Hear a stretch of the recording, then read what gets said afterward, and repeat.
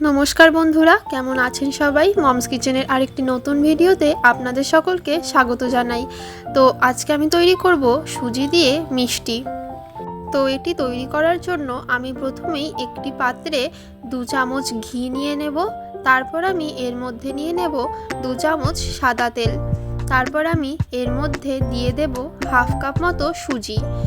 তারপর আমি এর মধ্যে দিয়ে দেব সামান্য পরিমাণে বেকিং পাউডার এবং কিছুটা পরিমাণে নুন।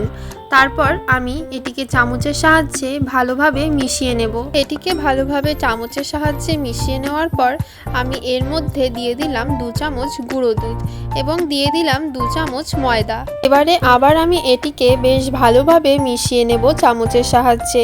ভালোভাবে মিশিয়ে নেওয়ার পর আমি এর মধ্যে দিয়ে দেব কিছুটা পরিমাণে দুধ। তারপর আমি এটিকে হাত দিয়ে ভালোভাবে মেখে নেব।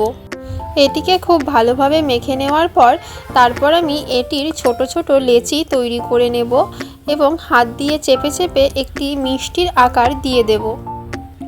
এটিকে ভালোভাবে হাত দিয়ে চেপে চেপে মিষ্টির আকার দিয়ে নেওয়ার পর আমি একটি প্লেটের মধ্যে সাদা তেল মেখে নেব এবং তার মধ্যে একটি পেপার দিয়ে দেব। তারপর আমি এর মধ্যে সেই তৈরি করা মিষ্টিগুলো দিয়ে দেব। সবগুলো মিষ্টি এক এক করে প্লেটে দিয়ে দেওয়ার পর তারপর আমি বসিয়ে দেব গ্যাসে একটি ফ্রাইং প্যান।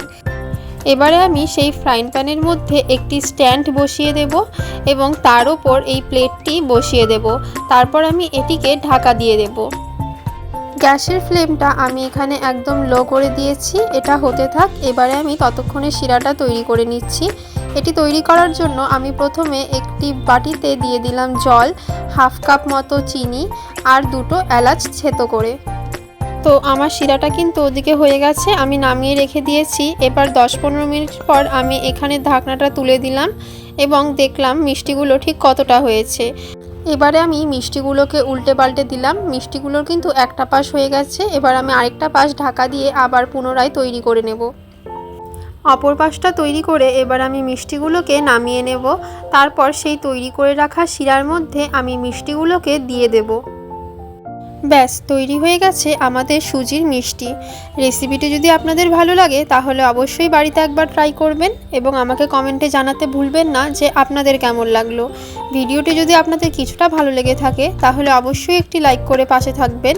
সুস্থ থাকবেন, ভালো থাকবেন। দেখা হচ্ছে আবার পরবর্তী একটি নতুন রেসিপিতে। আমার চ্যানেলের রেসিপিগুলো যদি আপনাদের ভালো লাগে তাহলে অবশ্যই আমার চ্যানেলটিকে সাবস্ক্রাইব করে দেবেন। আজকের মতো এইটুকুই, টাটা।